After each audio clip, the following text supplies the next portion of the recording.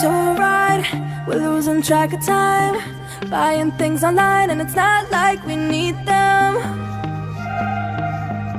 We don't need them.